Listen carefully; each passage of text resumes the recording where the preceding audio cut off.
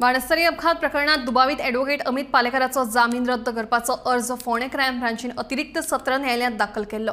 पालेकारान न्यायालयाची परवानगी घेनासतना 4 फावटी परदेशात भोंवडी केल्ल्याचो आरोप केल्लो। उपरांत पालेकार आनी नेमांचें उल्लंघन करूंक ना कोर्टाची अनुमती घेवन परदेशात गेल्ल्याचें स्पश्टीकरण आदवोगाद नितीन सरदेसाय हांणी दिलें। तशेंच बाणस्तारी अपघात प्रकरणात येता ते सोमारा सुनावणी जातले अशें तांणी ह्या वेळार कळीत केलें।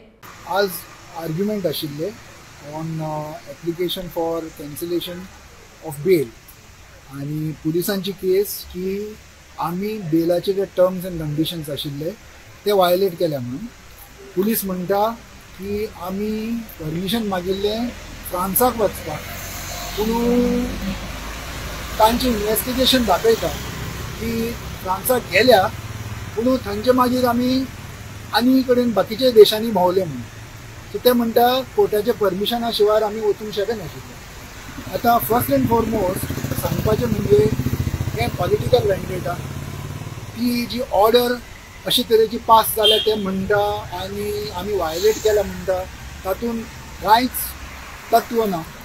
इतलेच खातीर की कोर्टान जेन्ना ओरिजिनल बेल ग्रांट केल्ली आमकां, कोर्टान इतलेच सांगिल्लें आमकां की तुमी परमिशना शिवाय इंडियेच्या भायर वचचे ना। ऑर्डर पळय, परमिशना शिवाय इंडियेच्या भायर वचचे ना। ऑर्डर अशी नाशिल्ली की तूं फ्रांसाकूच वतलो ऑर दुबयूच वतलो, अशी नाशिल्ली, इंडियेच्या भायर वचूंक शकना।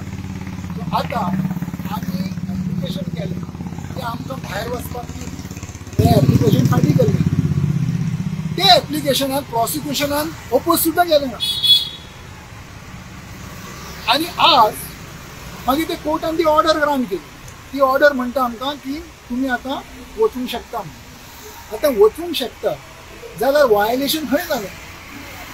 ओरिजिनल ऑर्डर म्हणत ना की आमी फ्रांसाकूच वचूं जाय नाल्यार दुबयूच वचूं जाय म्हणून। सो आमी खंय वचूं?